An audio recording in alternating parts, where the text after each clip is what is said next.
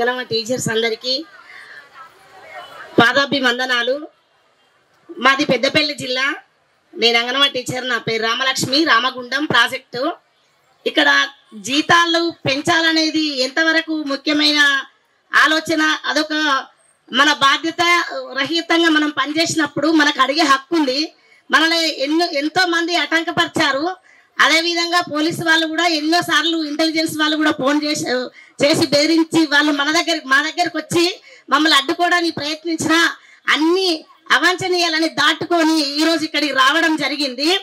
దీనికి ఇంకో ముఖ్యమైన కారణం ఏదంటే ఎంతో ఆరోగ్యంగా ఉండి మనం ఈ ఉద్యోగానికి వచ్చినాము. కానీ ఈరోజు అధికారులు భయపెట్టడం వల్ల మనకు షుగర్లు బీపీలు కూడా వస్తున్నాయి. అనేక మంది మరణానికి కూడా గురి అవుతున్నారు. ఒక దొరకింద ఎట్టి చాకరీ చేస్తే చనిపోయినా లేకపోతే ఏదైనా అనారోగ్యానికి గురైనా చూసి వచ్చి 50,000 లక్షలు ఇస్తున్నారు. అంతకన్నా హీనమైన బ్రతుకులైన అంగన్వాడీ టీచర్లు ఏది ఏమైనప్పటికీ కూడా మనకి ఏమి ఇవ్వడం లేదు.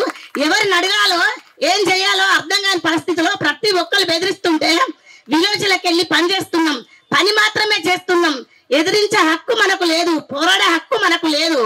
ఆ మంత్రిని పెట్టుకొని ఈ మంత్రి బెదిరిస్తాడు, నేను అత్త మీకు పని చేస్తాను, ఈ మంత్రి గెలిచినాక ఆ మంత్రి వస్తాడు మీకు సపోర్ట్ చేస్తామని నేను చేస్తాను.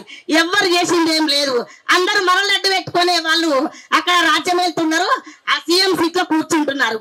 అయితే ఇప్పుడు ₹1,00,000 జీతం తీసుకున్న వాళ్ళకు వారసత్వం జాబులు ఉంటున్నాయి. మన పిల్లలు కూడా పీజీలు పిహెచ్డీలు చేస్తున్నారు. మరి మనకెందుకు ఇవ్వద్దు? మనకు కూడా వారసత్వం జాబులు ఇవ్వాలి.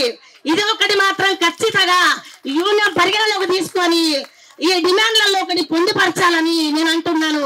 ఎందుకంటే నా ఒక్కదాని కోరిక కాదు, ఇక్కడ ఉన్న అందరి కోరిక కూడా ఇది.